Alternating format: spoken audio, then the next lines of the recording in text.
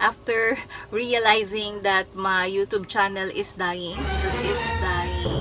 Zero views na talaga ako. Hi everyone, this is Palan here and welcome back to my channel. So in this video, let me introduce to you myself again after realizing that my YouTube channel is dying. Gusto ko mag-start ulit and hayaan nyo akong magpakilala ulit sa inyo. But before we start, kung bago ka lang dito sa aking channel, i-hit mo na yung like button dyan sa baba, mag-subscribe ka na rin, at i-hit mo yung notification bell para lagi kang updated every time na meron akong mga bagong videos.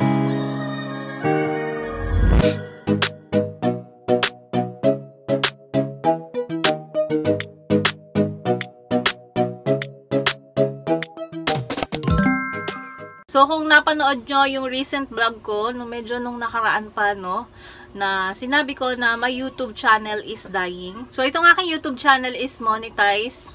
So, masahod ako dito. And medyo napabayaan ko siya, no. Alam ko na mababa na yung views ko. And wala akong ginawa. Tuloy-tuloy lang ako. And it hit me when zero views na talaga ako. And of course, zero views, tumigil din yung earnings ko, but I'm still monetized. So, sabi ko nga doon sa video ko nung last time, i-revive ko itong aking YouTube channel. Sa pagre-revive ko nitong aking channel, gusto ko ulit magpakilala sa inyo. I have 4,000 followers yata, 4,000 plus. Pero nag-zero views ako kasi napabayaan ko nga itong aking YouTube channel. So, what happened is, after dito sa YouTube, monetize na nga ako, nag-try din akong magpa-monetize sa Facebook. So, nag-focus ako sa aking Facebook, and nagko-content na rin ako sa Facebook. So, ang nangyari, ang mga videos ko, isahang edit, isahang upload. Upload ko sa Facebook, upload ko dito sa YouTube. And yung mga videos, of course, sa Facebook is nakatayo. While dito sa YouTube is 16:9 ang kanyang size. Sa Facebook is patayo. So, para isang edit lang ako. Nag-edit ako for Facebook and for YouTube na rin. And pang sa lahat na ng social media ko. Pati na rin sa TikTok. But, it hurt my YouTube channel. No, we all know na pag dito sa YouTube, dapat ang videos natin is pa higa, hindi patayo. And, yun nga, iisang content na lang yung ina-upload ko sa lahat ng social media ko. So, sinong pupunta sa YouTube ko para manood? Kung napanood naman na nila sa Facebook, no? So, yun, hanggang sa naubusan na ako ng views. Nakikita ko na mababa yung views ko, pero tinuloy-tuloy ko lang. And yun nga, I woke up one day na zero views na talaga yung aking YouTube, and that hit me. So, yeah, may vlog ako. Yun nga yung sinasabi ko na may YouTube channel die. Lagay ko na lang siguro sa card. Just in case gusto nyo ring panoodin. Ayoko mawala itong YouTube channel ko. So, tinatry ko siyang i-revive. Ano ba ang mga ginawa ko para i-revive itong aking channel? Hindi ko pa siya totally na re-revive. Pero, right now, nakaka 100 views na ulit ako. Na-upload na ako ng mga gantong videos na 16:9 ng size. 16:9, tama ba ako doon? Basta yung pa-landscape na video, puro gantong video na yung ina-upload ko dito. And ginagawa ko na siya ng separate na content sa Facebook, no? So, yung ina-upload ko dito, wala sa Facebook. Nag-upload ako sa Facebook siguro yung mga maiigsi lang. Since ang monetize sa akin sa Facebook is Reels. So, puro Reels yung ginagawa ko. So far, kahit papano, nakakakita ako ng progress kasi from talagang zero views, ngayon nakakaabot na ako ng 100 views ulit. Tama naman siguro yung ginagawa ko, and I think I need a little more pushing and a little more sipag para gumawa ng mga content. So, I want to start again. So, hayaan nyo akong magpakilala ulit sa inyo. So, I'm way too different na from the person na nag-start nitong YouTube channel na to. Hindi na ako the same as before. Hindi ganun kalaki yung progress. Pero, masasabi ko na hindi na ako yung dating ako. So, first, my name is dito sa YouTube and sa lahat ng aking social media, ang pangalan ko ay Spellan. Dito sa YouTube, sa Facebook, sa TikTok, anywhere. Spellan yung pangalan ko. And my co-YouTubers, mga friends na vloggers din dito sa YouTube, they call me Spell. Sa mga friends ko, ang tawag nila sa akin is Ann. And sa family ko, ako si Mean. I'm now 38 years old. Magta-39 ako sa December. Sounds old but not too old to dream. Wala namang edad ang pangangarap. Kung may pangarap ka, habulin mo lang ng habulin. So, I created this channel year 2012, August 2012 or September 2012. Hindi ko na masyadong maalala, pero nandyan yan sa YouTube channel ko. So, that time, I was 27 years old. Nangangarap na talaga ako maging beauty vlogger that time. Pero maraming hindrance. Pero pag may pangarap ka, hindi naman kailangan may hindrance, diba? Lahat yan ma-overcome mo. Pero that time, 2012, all I have is a Nokia S40 phone. Hindi pa uso masyado yung mga touchscreen na phone. Ang alam ko, ang unang-unang nauso nun is parang yung Samsung Corby na touchscreen. Pero that time, ang cellphone ko is Nokia S40 phone, yung with keypad. Meron kaming Digicam na Digo. Alam nyo yung Digo? Digoma. Sira na siya. Digoma na. And meron akong second-hand na laptop where nakaka-edit ako ng videos, nakakapag-remix ako ng songs, nakakapag-edit ako ng photo. And that time nga, mahirap for me ang makapag-vlog. Maraming beses kong sinubukan na mag-film ng video sa aking Nokia S40 phone, pero malabo talaga yung camera niya. I feel awkward sa camera. Feeling ko ang pangit ko sa camera. Basta hindi kaya. Meron akong Digicam, pero wala naman akong mga lightings and parang ang hirap mag-film nang nakatalikod, hindi mo nakikita yung sarili mo. Nahirapan akong gawin yun noon. So, yung frustration ko sa pagbablog is ipinush ko na lang sa written vlogs. So, meron akong Blogspot. Spell-an din yung name ko doon. And nagre-review din ako ng mga products doon noon, mga beauty products, ganyan. Pero in form of a written vlog. Lalagay ko na lang din yung link ng aking Blogspot kung gusto nyong silipin yung mga luma kong vlogs doon, no? Kung gusto kong gawin is maging beauty vlogger, mag-makeup, mag-review ng mga beauty product. That time kasi ang inspiration ko, yung mga vloggers na pinapanood ko is sila Michelle Pan, Promise Tamang Pan, J-Loves Macwan, si Miss Say Tiyoko, Maxine Ku, ano pa ba? Marami ako mga beauty vloggers na pinapanood noon and sila yung parang naging inspiration ko and naging dahilan para gustuhin ko mag-vlog about makeup or maging beauty vlogger. So, yun nga, hindi kaya kasi nga kulang ako sa gamit. Wala akong matinong camera. So, nag-written vlogs na lang ako. Etong YouTube ko, ang ina-upload ko noon dito is yung mga sayaw ng anak ko sa school and nung mga tinuruan ko ng sayaw, no? Way back, mga 2012, ganyan, ang mga racket ko sa buhay ay mag-dance choreo, mag-edit, mag-layout design ng mga tarpaulin, ng mga invitation card, mga pang all occasion, ganyan yung mga racket ko noon. Mag-makeup sa mga school event, no? So, ever since, mahilig talaga ako mag-makeup, kaya gusto ko rin maging beauty vlogger. So, yun nga, ang ina-upload ko dito sa aking YouTube channel, yung mga sayaw ng anak ko sa school, and yung mga sayaw ng mga naturuan ko ng sayaw, yung mga sayaw na ginawa ko, no? Yun lang yung ina-upload ko dito, and that is just for memories. Way back then, hindi ko alam yung mga monetization na yan. Well, medyo na-discover ko yung AdSense dahil sa Blogspot ko. Na-monetize ko yung Blogspot ko pero hindi ko alam kung paano siya kikita. Hindi ko alam kung paano siya mag-work. So, monetize lang siya and until now, wala naman siyang kinita. So, nag-start akong i-push itong aking YouTube channel noong 2020. Ano yan? Pandemic. So, 2020, kaka-opera ko lang yan bago mag-lockdown. A week before mag-lockdown, no, March 5, 2020, na-operahan ako. Tinanggalan ako ng gallbladder, ng apdo, dahil meron siyang stone. So, March 5 ako na-operahan.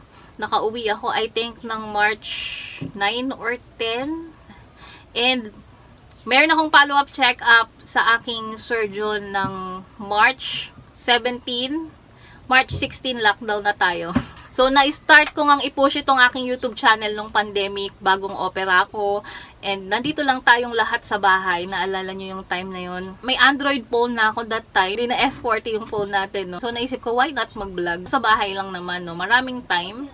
Libangan na rin since pandemic, nakakasira ng ulo. Yun, nag-start akong mag-upload na ng mga vlogs talaga dito. Ang unang in-upload ko yata is recipe. Recipe ng manok. Recipe ng manok. I'm not sure ha. Yun yata yung una kong in-upload. And then, sunod na ako doon, nag-upload na ako ng parang mga answering questions about me. Mga ganun. And mga 5 minutes makeup, ganyan. And before pala, wala pang 2020, wala pang pandemic. Nagtatry na rin talaga ako mag-film ng mga makeup videos. And napaka-awkward talaga ng pakiramdam na humarap sa camera. And etong 2020 nga, na nag-umpisa akong mag-push dito sa aking YouTube. Makagustuhan kong i-push yung YouTube channel ko. May mga nakilala kong mga tao. Ayan, mga nagsa-start din sila sa YouTube. Siyempre nung pandemic, ang daming nag-start ng YouTube channel. So marami akong nakilalang mga tao. And sila yung parang lalong naging dahilan para mag-push ako meron kaming team. So, may una ako nasalihan, team sila. So, nagtutulungan sila para ma-monetize dito sa YouTube. And nagla-livestream sila. So, nung una, nahihiya akong mag-livestream. Nahihiya akong ipakita yung mukha ko. So, nagkukwentuhan kasi kami sa livestream. Nahihiya akong ipakita yung mukha ko and may nagsabi sa akin, kung nahihiya ka, wag ka nang mag-vlog. Kasi nahihiya ka naman pala eh. Kung nahihiya ka, wag ka mag-vlog. Parang ang ibig sabihin niya, kung gusto mo mag-vlog, dapat hindi ka mahiya. And it hit me. Yung sinabi niya na yun sa akin, talagang tumatak sa isip ko. Kasi gusto ko talagang mag-vlog eh. And sabi niya sa akin, kung nahihiya ka, wag ka nang mag-vlog. Diretsa, sinabi niya, kung nahihiya ka, wag ka nang mag-vlog. That made me think na, oo nga, gusto kong mag-vlog, tas nahihiya akong humarap sa camera. So, parang doon ako nag-umpisang magkaroon ng lakas ng loob na humarap sa camera, magsalita, humarap sa mga tao ng ganyan. Masyadong mahabang storya, masyadong maraming nangyari. Pero nagkaroon talaga ako ng mga friends dito sa YouTube, yung aming Team Loyal Sikat Family.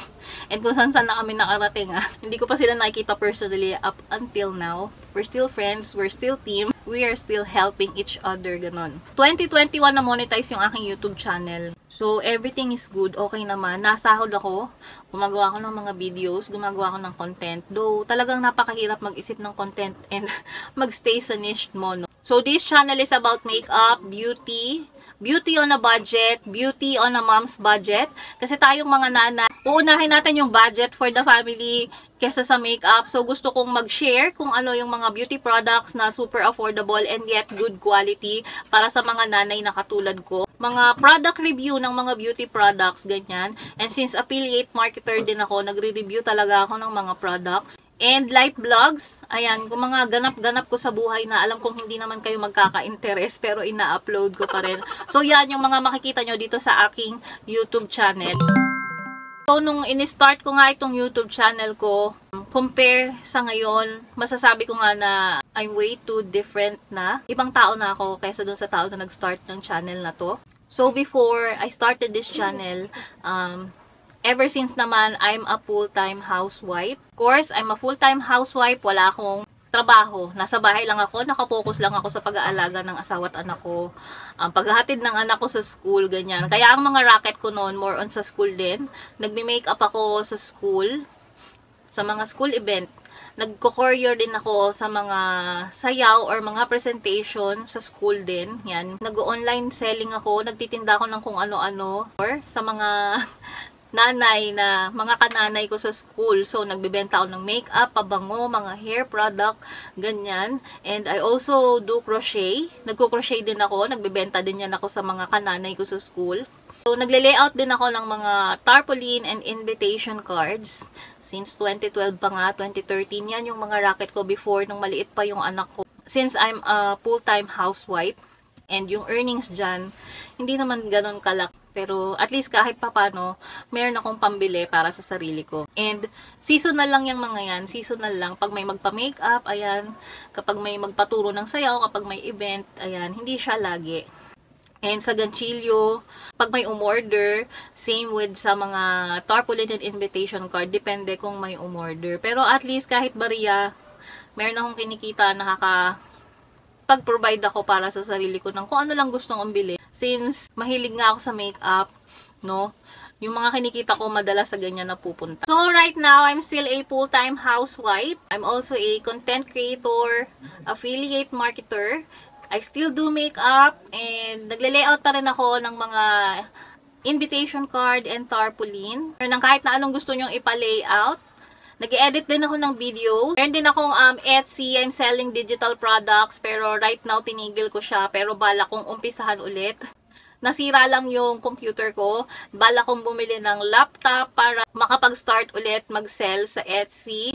So, mahirap magtrabaho nang wala kang computer. Most of the time, nakikigamit lang ako sa laptop ng kapatid ko. And medyo mahirap dahil meron din siyang trabaho. So, hindi ko siya pwedeng agawan ng paggamit ng laptop dahil meron din siyang trabaho. Meron siyang printing business. So, yun yung mga right now, mga pinagkakakitaan ko. So, kahit nasa bahay ako, meron akong earnings. Hindi ko masasabing ganun kalaki. Pero kahit papano meron, hindi pa ako ganun ka-successful. Hindi siya pwedeng pambuhay ng pamilya, pero pwede nang pangtulong sa asawa ko sa mga gastusin dito sa bahay. So, sabi ko nga, I'm a different person na kesa sa ako noon kasi mas mukha akong pera ngayon. Charot. Lahat ng pagkakakitaan, papasukin ko para lang magkapera, you know. If you know what I mean. So, as affiliate marketer, ano ba ang ginagawa ko? So, I am a Shopee ambassador, TikTok affiliate. I think, meron din akong Ecomobi and Inbold Asia, which is, hindi ko pa rin ma-figure out kung paano gamitin. Dahil mas nagpo-focus ako sa aking pagiging Shopee ambassador. Yun yung aking top sa affiliate, sa Shopee, and sa TikTok affiliate. TikTok last year, ang laki ng kinita ko dyan. Pero, hindi ko alam kung saan ko dinala yung pera. So, that's a lesson. If ever I will earn ng ganon kalaki or higit pa ulit dito sa aking pagiging affiliate, I will spend my money wisely. I must admit, ang laki ng kinita ko sa TikTok year 2023. Pero parang, hindi ko nahawakan ng maayos yung pera. And sabi nga ng anak ko, hindi ko deserve kaya binawi ni Lord. So, sa TikTok, na-banned ako doon as affiliate. So, right now, I'm starting again. You know, mahirap mag-umpisa. Starting from the bottom. So, alam nyo sa social media, yung engagement, pinakamahalaga. And hindi yan ganon kadaling makuha. Hindi ganon kadaling makakuha ng viewers. Hindi ganon kadaling makakuha ng followers. But, consistency is the key. So, gawin mo lang ng gawin, darating ka din doon. As of now, ini-enjoy ko lang yung aking TikTok affiliate. Mas malaki yung kinikita ko as Shopee ambassador right now kaysa sa TikTok. Pero merong kinikita sa TikTok. And as a content creator, ayan, monetize ako dito sa YouTube. So, may earnings din tayo dito. And sa Facebook, by tools ang monetization. Monetize ako sa lahat ng tools except sa in-stream ads. So, I have star, bonus, reels, ganyan. So, may mga earnings din ako dun. And I'm also, CapCut creator. So, creator ako ng mga templates sa CapCut. May earnings din ako dun. Though, kasi, yung mga ganyan, may threshold. So, hindi mo makukuha yung earnings mo until ma-reach mo yung required threshold para makasap. So, my goal right now is to revive this YouTube channel. To reach 5K bago mag-end tong 2024. Hindi ko alam kung kakayanin, but you can help me. Pwede nyo akong tulungan sa pag-like and pag-share ng mga videos ko para maka-reach tayo ng 5K by the end of this year. So, sana by 2025, 5K subscribers na tayo dito sa YouTube. Or, i-gift nyo na yan sa birthday ko sa December na maging 5K subscriber tayo. Gagawa tayo ng more content dito sa YouTube para ma-revive ko itong aking YouTube channel. May target goal ako para sa aking affiliate earnings. So, bala kong lagpasan yung earnings ko sa affiliate marketing last year. Sana by the end of this year is malagpasan ko yung kinita ko last year. Pero, patapos na agad yung October. Patapos na agad. Kalahati na agad yung October. So, meron na lang akong 2 months. I don't know kung magagawa ko yun. But yeah, kaya yan. So, I guess that's it for this vlog. Please don't forget to thumbs up this video if you like